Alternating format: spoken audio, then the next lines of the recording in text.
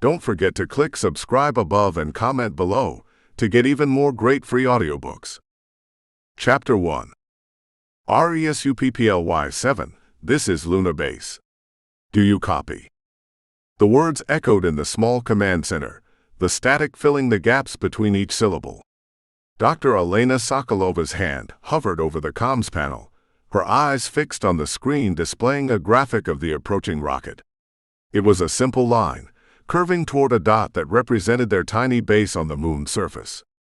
No response. She glanced over at Dr. Pavel Ivanov, the base's lead scientist. He was leaning forward, his face illuminated by the pale glow of the monitors. He hadn't shaved in days. "Try again," he said quietly, his voice strained. Elena nodded, her throat tight. Resupply 7, this is Lunar Base. Do you copy? Still nothing. She could hear her own breathing, too loud in the silence. "Damn it," Pavel muttered, rubbing his eyes. "What's going on up there?" Elena shook her head. It could be the signal delay. Or interference from. A burst of static interrupted her, then a voice faint, almost drowned in the noise. "Lunar Base, Resupply 7 approaching, coordinates confirmed." She leaned closer, adjusting the controls. Resupply 7, this is Lunar Base. Confirm trajectory. There was a pause, then the voice came back, clearer this time. Trajectory stable, descent, beginning in T-2 minutes. Pavel let out a long breath. Thank God. Elena felt a wave of relief wash over her.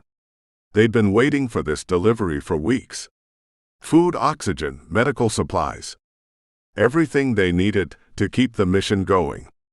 They were running low. Dangerously low. "Looks like they're on track," she said, trying to keep her voice steady.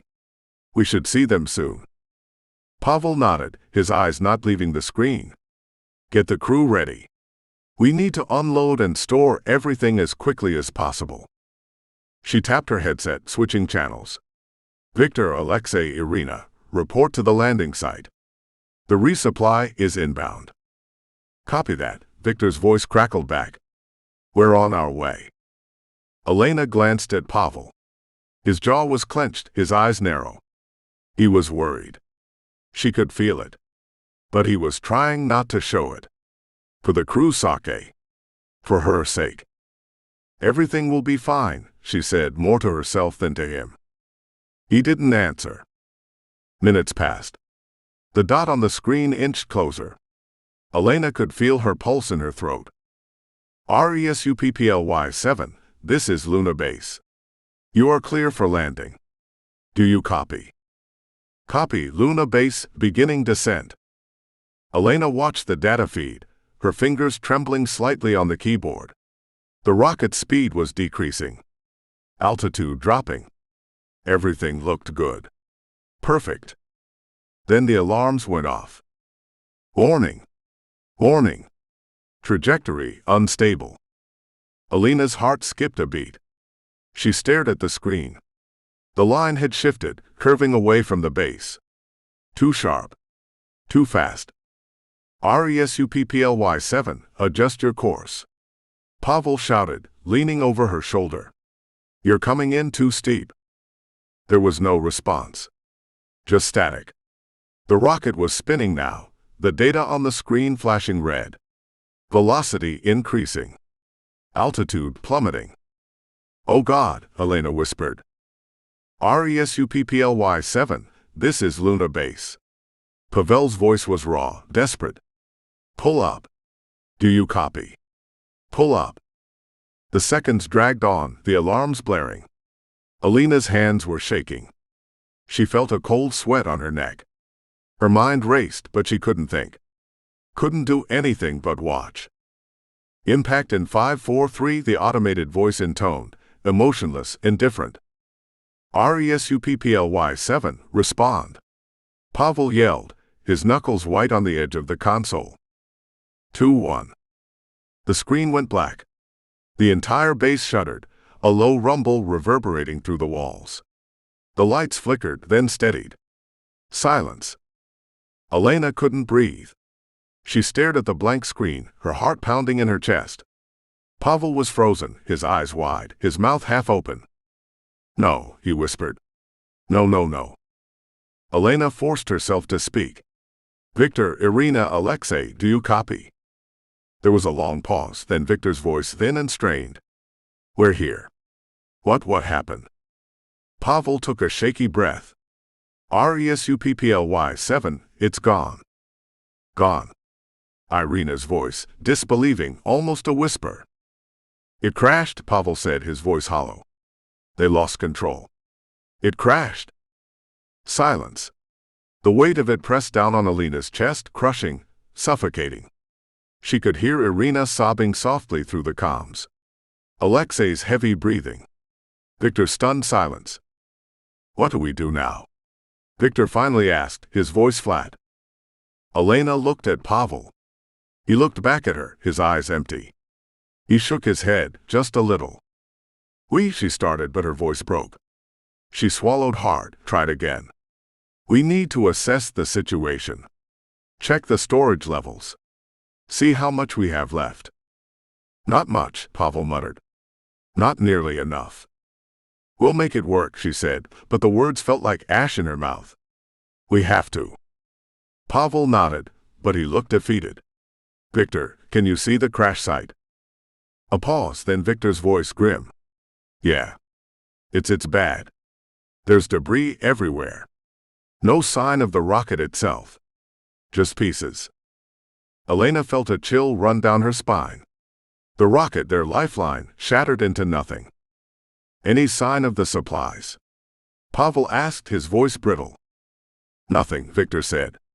"Just wreckage. It's spread out over a wide area. I don't think anything survived." Elena closed her eyes. She could feel tears burning behind her eyelids, but she forced them back. There was no time for that. Not now. "Come back to the base," she said, her voice cracking. "We need to regroup." "Copy that," Victor said, his voice distant. "We're coming back." She looked at Pavel. He was staring at the floor, his hands clenched in fists. She reached out, touched his arm.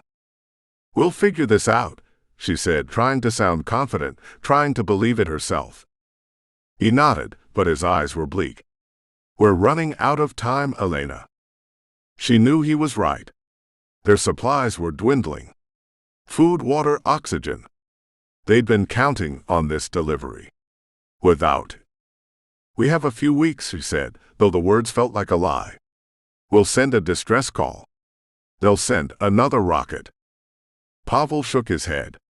"It'll take too long. We're too far out." She didn't know what to say to that. He was right. Even at full speed, it would take days, maybe weeks, for another rocket to reach them. They didn't have that kind of time. "We have to try," she said, hating how desperate she sounded. "We have to." Pavel nodded again, but she could see the despair in his eyes. He didn't believe it. Neither did she. The rest of the crew returned to the base in silence. Irina's face was pale, her eyes red. Alexei looked numb, his hands trembling. Victor was the worst. His face was a mask, his eyes dead. "What now?" Irina asked, her voice shaking. Elena glanced at Pavel. He looked back at her, then turned to the crew. "We send a distress call," he said, his voice flat. "We try to ration what we have. Hope they get here in time." "And if they don't?" Alexei asked, his voice barely a whisper. Pavel looked down at the floor. "Then we wait." Elena felt a surge of anger, of frustration, but she pushed it down. There was no room for that now. No time. "We're going to get through this," she said, trying to sound firm, trying to sound like a leader. "We faced worse." "Have we?" Victor asked, his voice raw, his eyes hollow. She had no answer to that. None of them did. They worked in silence, sending the distress call, checking the storage levels. The numbers were grim. 2 weeks of food. Less for water. Oxygen was the worst. 10 days, maybe 11. Pavel stared at the screen, his face drawn. "We're not going to make it," he said quietly. We have to, Elena said, but she knew it was futile. They all knew.